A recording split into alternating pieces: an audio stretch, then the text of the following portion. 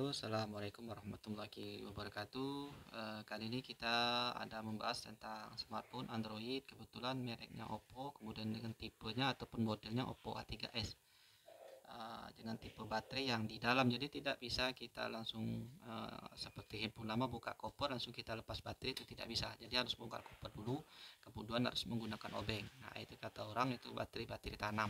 Memang ditanam di bagian dalam, tapi tetap bisa kita lakukan penggantian sendiri. Jadi caranya kita buka back cover, kemudian kita gunakan obeng seperti ini, kemudian kita buka dulu baut-baut di atas ini, karena baut di atas ini untuk mengamankan fleksibel, kemudian sekaligus untuk mengamankan PCB-nya seperti itu. Jadi setiap handphone ada yang seperti ini. Kalau di Oppo ataupun juga misalnya Vivo itu ada plat seperti ini. Kita buka bautnya dulu, baru kita bisa angkat, bisa melihat untuk fleksibelnya. Kalau untuk handphone Xiaomi dia ada platnya terpisah, dia penutup baterainya ada sebagian handphone, jadi hanya penutup baterai platnya kecil saja, pendek panjang seperti ini saja. Kita lepas baut di plat tersebut, baru kita bisa melihat. Kebetulan ini Oppo A3, lepas dulu fleksibel seperti ini, langsung kita copot seperti ini, kita angkat. Nah, kita fleksibelnya kita angkat. Kemudian di sini kalau misalnya baterainya original, biasanya ada plastik hijau, kita copot saja, angkat seperti itu.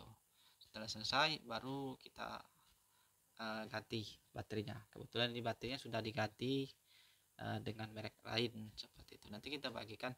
Nah, untuk keuntungan baterai, apakah bagusnya yang merek paten seperti ini atau merek yang sesuai dengan mereknya Oppo seperti itu? Biasanya saya sarankan pilihlah baterai yang merek paten sendiri.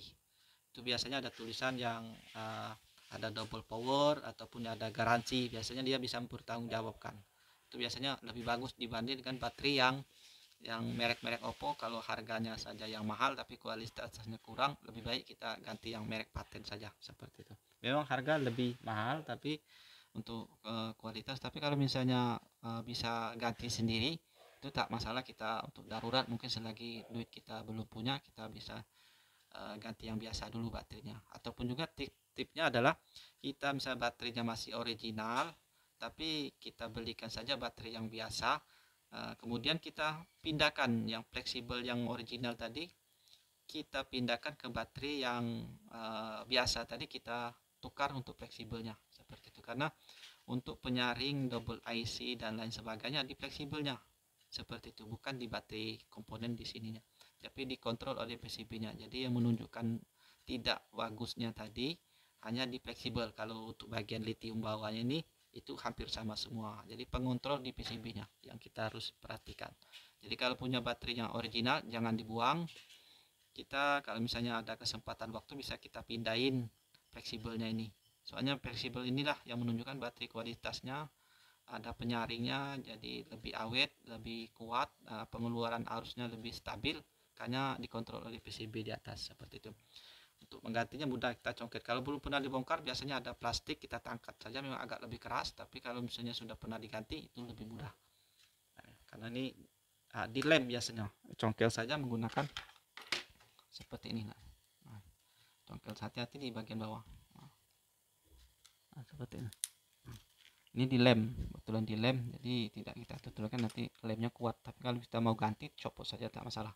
Saya kira itu saja untuk pengganti baterai, dan tipnya sudah kita tutorialkan. Mudah-mudahan ini bisa bermanfaat. Kalau misalnya berguna, bisa di share, di subscribe, dibagikan ke teman-teman yang lain. Setelah selesai kita pasang di sini, mungkin kita langsung tutup, kemudian kita baut lagi dengan sempurna. Saya kira seperti itu saja.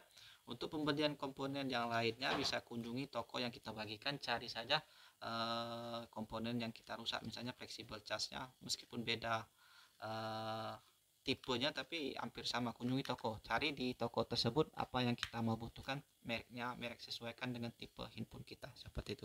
Saya kira seperti itu saja video yang kita tuturkan. Kita cukupkan sekian saja. Untuk lebih rapinya nanti teman-teman bisa selesaikan dengan sebaik mungkin, tapi ini hanya tutorial saja seperti itu. Jadi kalau misalnya ada yang sudah paham, sudah mahir, itu di skip saja ataupun dilewati saja seperti itu. Saya kira sekian saja, semoga bisa manfaat ataupun berguna bagi teman-teman yang membutuhkan tutorial ataupun sekedar mencari informasi saja. Mudah-mudahan bisa manfaat. Sampai jumpa di video selanjutnya.